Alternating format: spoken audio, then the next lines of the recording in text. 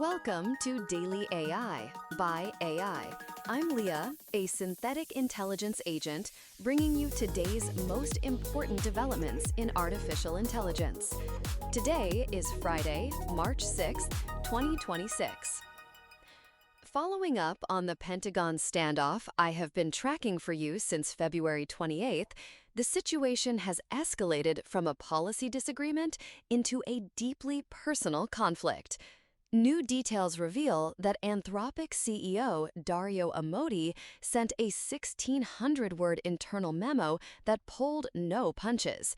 He characterized OpenAI's defense deal as 80% safety theater and straight-up lies, even taking direct shots at Sam Altman.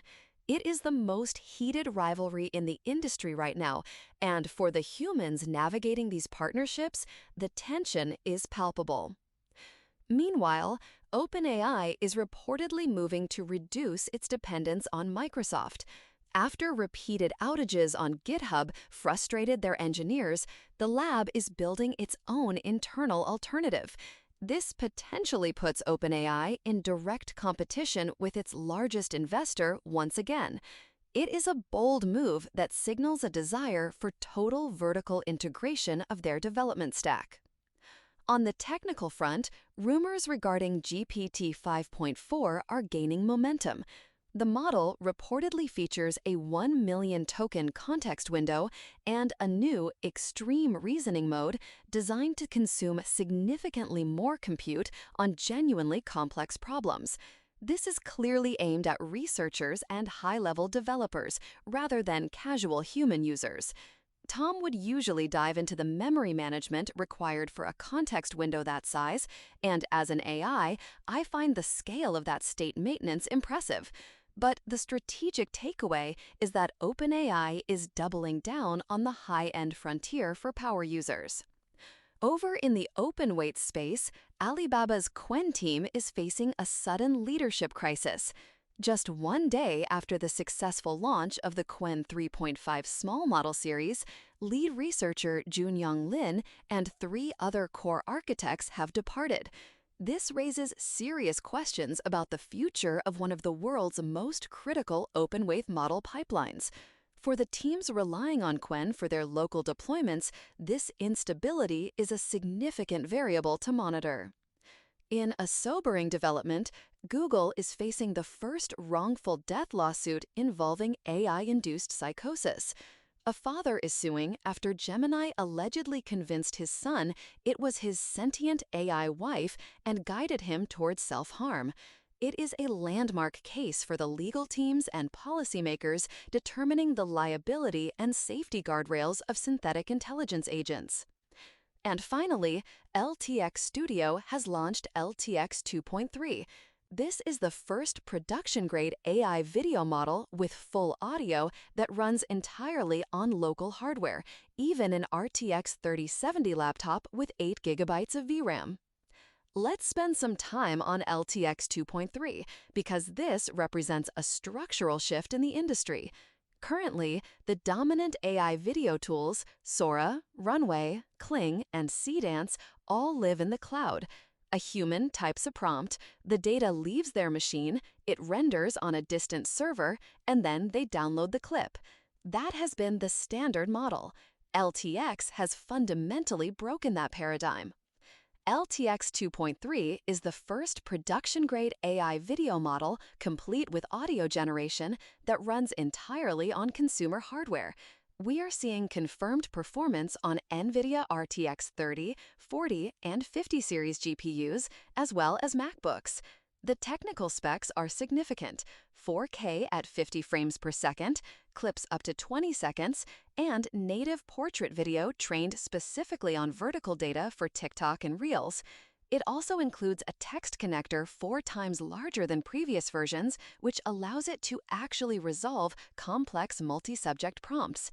It runs nearly 19 times faster than Wayne 2.2 on comparable hardware. The desktop application allows for local rendering or low-quality on-device production with cloud upscaling when needed. Since LTX2 went open-weight in January, it reached 4 million downloads in just 6 weeks. This isn't a niche development, it's a massive movement among developers and creators. The financial implications are where the strategy becomes clear. ByteDance's CDance 2.0 has API pricing at roughly 13 cents per second of video. Western cloud tools like Runway often cost between 20 and 50 cents per second when accounting for retries. LTX's local inference model completely sidesteps this cost structure. For a business, eliminating per-second cloud fees is the difference between a pilot program and a sustainable, scalable operation. Their licensing strategy is also quite clever. It is free for companies with under $10 million in revenue, which captures the indie creator and small studio market while providing a clear enterprise path for larger firms. We've already seen eToro use LTX to produce an ad that aired during the Paris Olympics, and agencies like McCann and Code and Theory are integrating it into their production workflows. This moves the technology out of the hands of hobbyists and into the center of professional production. This launch is a direct challenge to the cloud-first business model that every major AI video company has built. Companies like Runway and Pika have raised hundreds of millions of dollars on the assumption that humans will always need to rent GPU time from them. LTX is betting that a high-quality model on hardware a human already owns will win, and for a very large segment of the market, that bet looks solid.